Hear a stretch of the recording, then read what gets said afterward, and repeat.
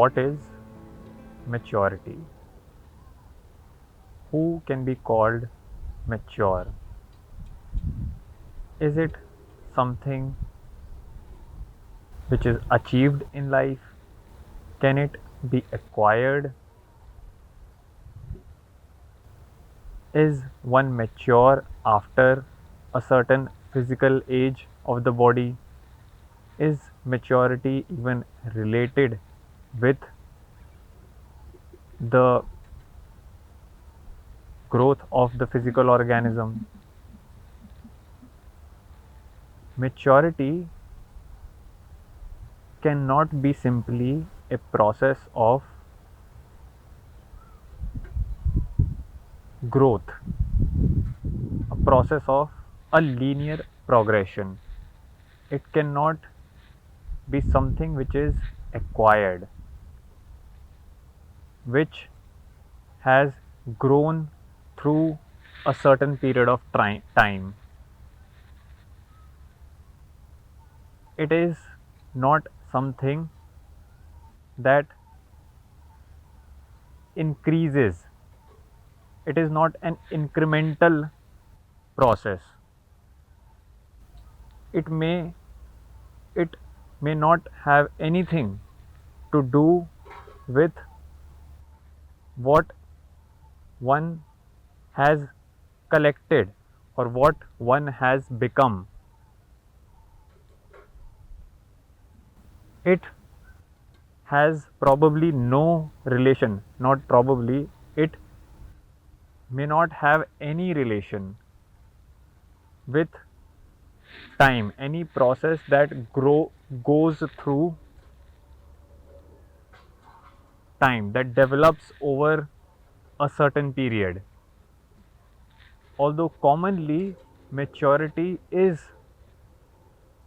understood as that something, a trait which is acquired, a quality which one develops, a state of mind which one has to reach to, one has to achieve. It involves a certain becoming of the mind, that here it is, that here is an immature mind, and it has to go through a process of learning, of acquiring, of gathering experiences, of going through certain incidents. And it is after this process of gathering, of acquiring, of going through experiences that it actually becomes mature. Is that so? Is that how maturity really comes about? That may be true for any physical thing. It is true in the case of a tree. A tree grows from a seed to a sapling to a plant and then becoming a full fledged tree. Its entire movement is through a period of time, and that is how even a fruit matures, it ripens. It is fresh, it is early, it is budding in its early stages, and then it grows until it ripens and then leaves the tree. It just simply drops. And because we see everything mature through time, from the physical body to a tree to a body of knowledge, knowledge also grows through a period of time. If you talk about the knowledge of science, medicine, technology, it has grown through a steady process of addition. A lot of people throughout decades, ages, centuries have added to a body, and that has and it has become, and that body has become the field of knowledge in which we operate. So, in every field of life, we find that maturity is something which has a linear progression that happens within time, that it starts in a nascent stage, it starts at an early stage, and it is through this process of addition, even subtraction, through process of addition, elimination.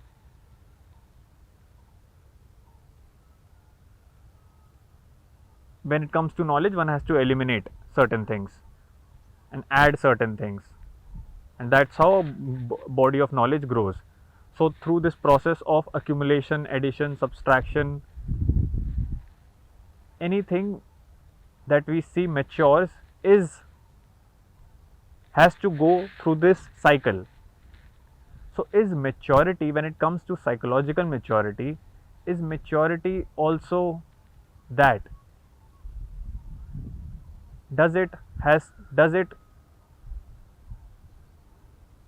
evolves, does it develop through this process which happens within time, which is linear, that one first is childish, one is immature, and then one matures, then one grows. We confuse psychological maturity with this physical maturity which happens through time. When the brain has developed, obviously, as one has grown out of being a child and then to a teenager and an adult, a young adult, from there onwards, time may not have any role to play in psychological maturity. Once the brain has developed to the point that it understands, it is capable of understanding and thinking, from there, time may not have any role to play in psychological maturity, in the evolution of the mind.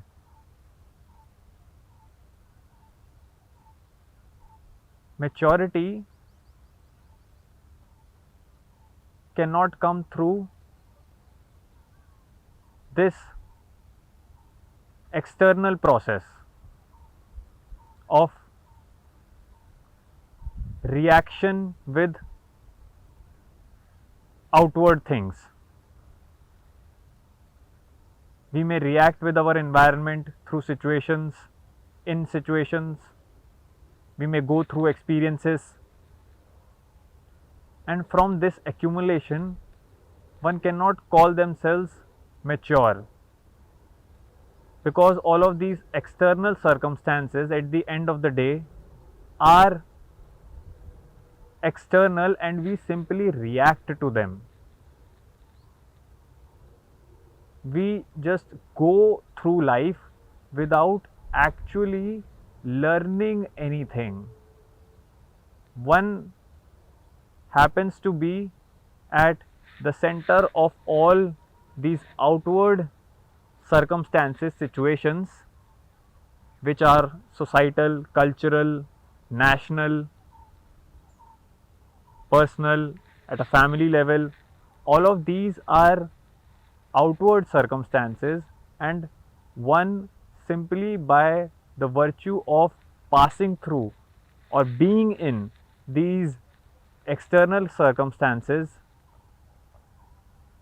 cannot really mature. It is only, it in fact ends up becoming a product of all these action and reaction that happens in this enclosed environment of life, where the society, the culture, the time in which one is born in, the politics, the economy, the media simply acts on the mind.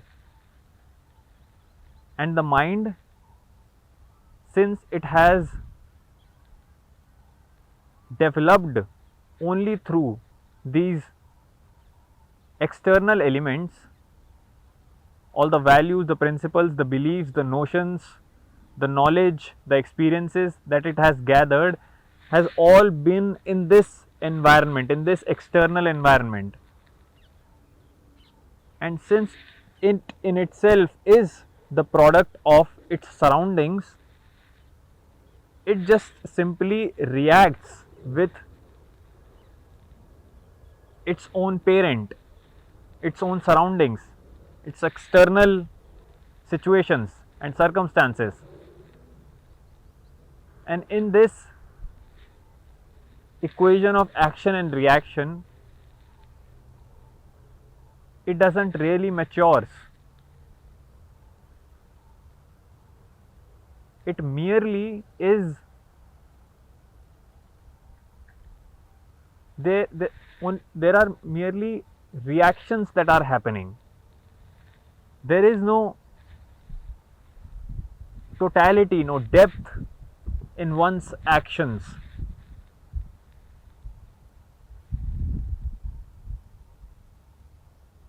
One may even be simply sleepwalking throughout their life, and it wouldn't matter, because it is inherently, fundamentally the same thing. They are doing nothing by themselves, things are acting upon them. When they are sleepwalking, they are in fact walking, which is an action. They are involved in an equation, an activity, an interaction with their surroundings, but this action is purely automated. There is no life in this action. In fact, it is even a material reaction. One form of matter is simply reacting with another form of matter. There is no wholeness in it. There is no life, vitality in such an action. Our mind simply being the product of the material it has gathered from its environment, and the environment in fact being a complete material in itself, which is in fact the product of the materialistic mind when it comes to the social aspects of the environment, the cultural, the national, the political, the economical. All of these are simply the product of the mind, and they then in turn react on the mind. So it is a closed loop of action and reaction. The mind which gives birth to a culture, a mind which has given birth to a society, a culture, a tradition, a custom, a ritual, religion, begins to then shape all of these factors, then begin to shape the mind. First, it is the mind that shapes these outward systems, and then these systems then in turn shape the mind. There is no there is always this cycle of cause and effect. All action is merely an effect of a cause. So this movement in life, which is only propelled by a cycle of cause and effect, cannot be termed, cannot in any way come to that which is actually mature. And so to be mature is to then be alive, to come close to life. Maturity has nothing to do with your physicality, the age of the body. It is simply aliveness in action. We have to ask ourselves, are we really alive, or we function within the cycle of cause and effect? And if we simply function in this equation of action and reaction, there is no life in our life. Our life is a out and out mechanical process. It is a material process.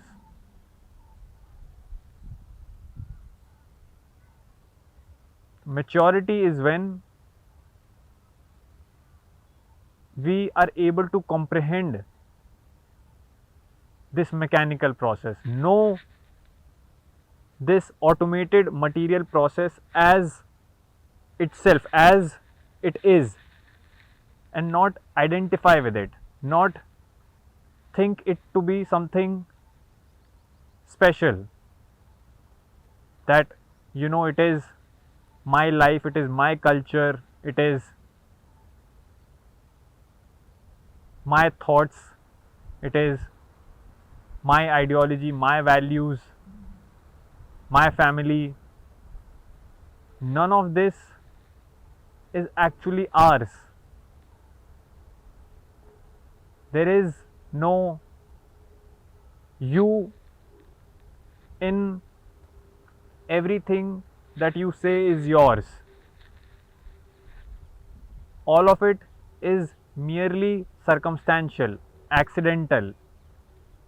Our intellect is also purely physical. It is a capability of brain, and this brain, this body in itself is a process of thousands of years of conditioning, millions of years of conditioning, and through that process it has evolved to this stage. One, you, me, life is nowhere in this process. It has evolved through a immense scale of time.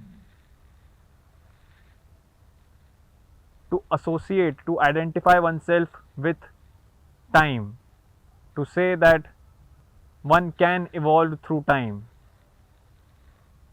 is idiotic, is immature. The entire process of life is simply material. There is no consciousness in it. There is nobody conscious here. If we bring in the word consciousness, we will find that it is a complete misfit in our life. There is no consciousness in our life, and even if we want to call that there is a consciousness within, then this consciousness is purely mechanical. It is completely material.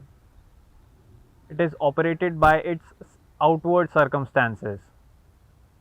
It is a product of action reaction, a result of a cause and effect cycle.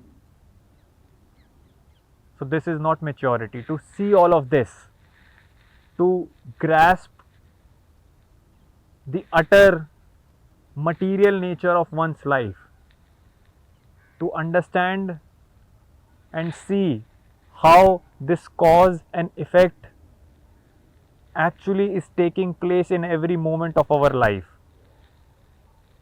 how we simply react to outward circumstances, how things are just happening to us. There is nobody doing those things. We may identify with our actions, we may say we have done this, I have done that, I have thought of that, I think like that. We may say all of these things, but upon closer observation, we will find that we don't actually do anything, we don't actually think. There is no depth, there is no originality in our thought. All of it is a conditioned process, it is a result of time which we see. Our life is an orchestra, a complete play, a drama which is run by time and nothing else.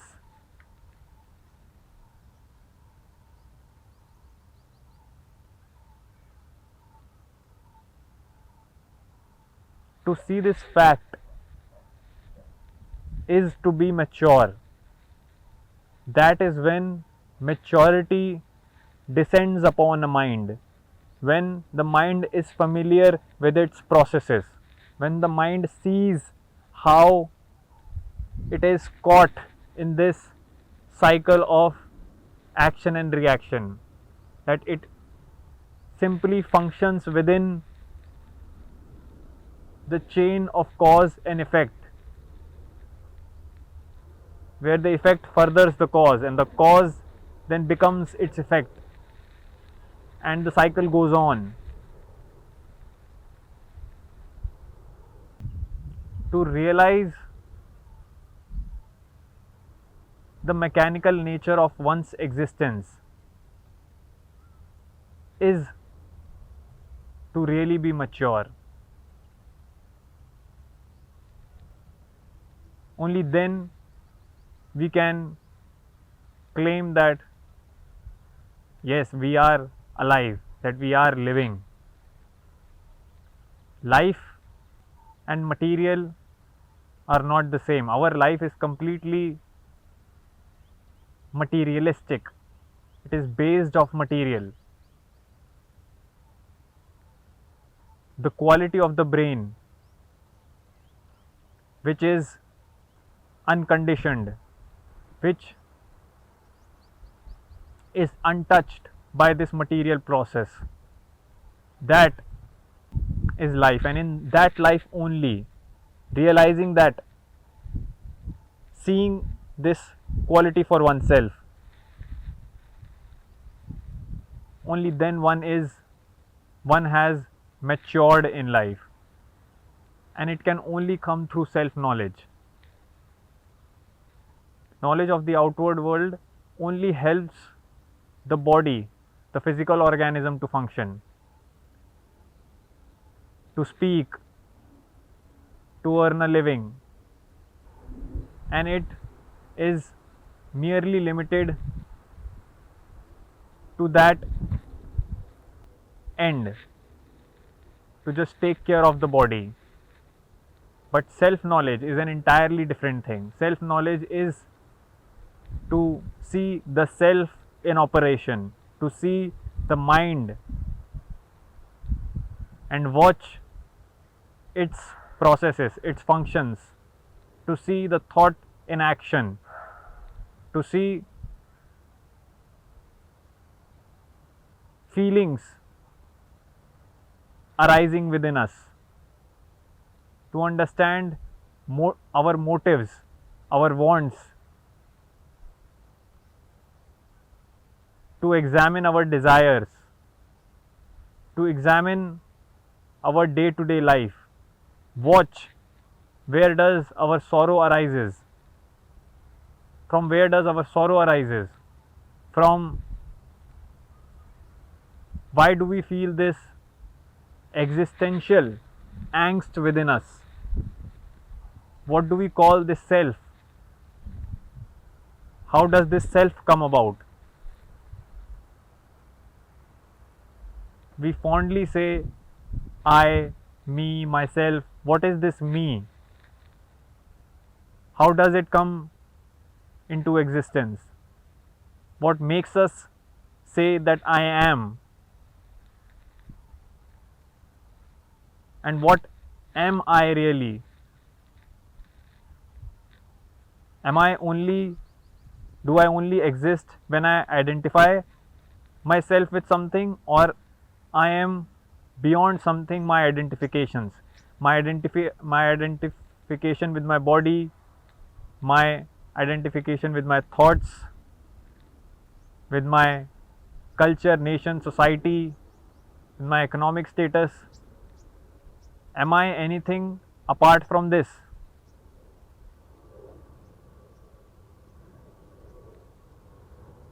The me,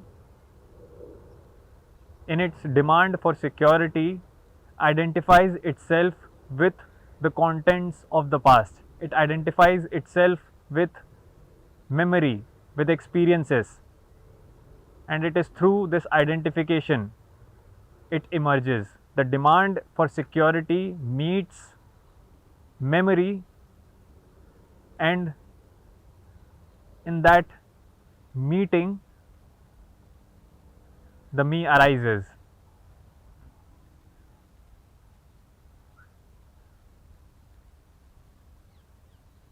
Can I see that this me is really nothing? That whatever we say we are, behind that there is just empty space. Behind all our identity, behind all our identities, there is no substance. There is nothing concrete there. Can we realize the nothingness of our existence and be with that, not be disturbed by it?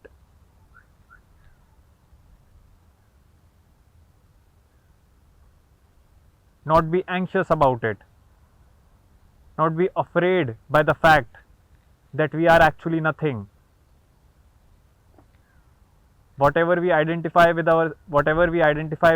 is external. To even say that you are a human being, even that is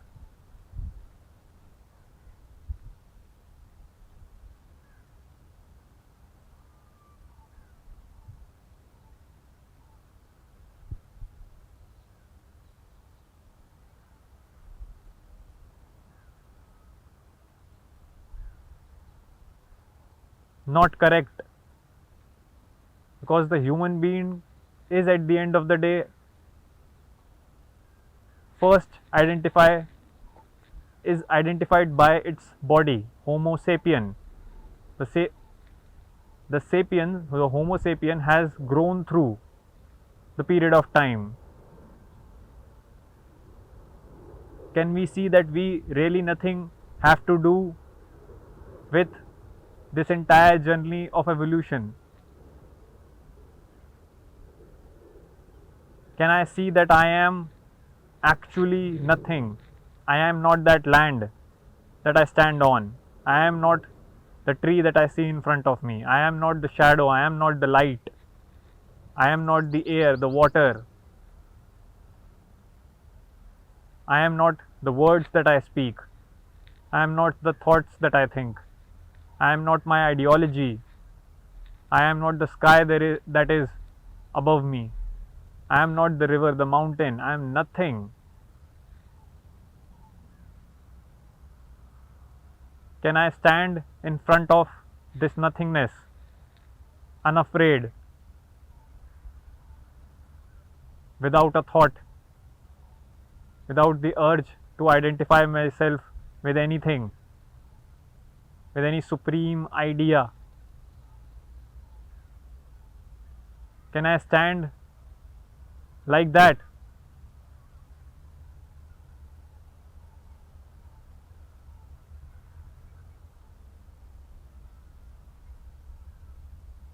With no associations and identifications, with nothing to lean on, nothing to hold on to, with no object, person, belief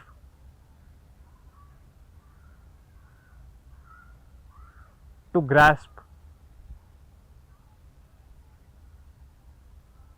or cling to.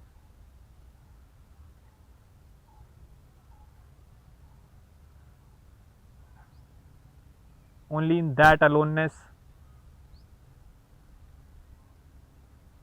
there is the bliss of existence.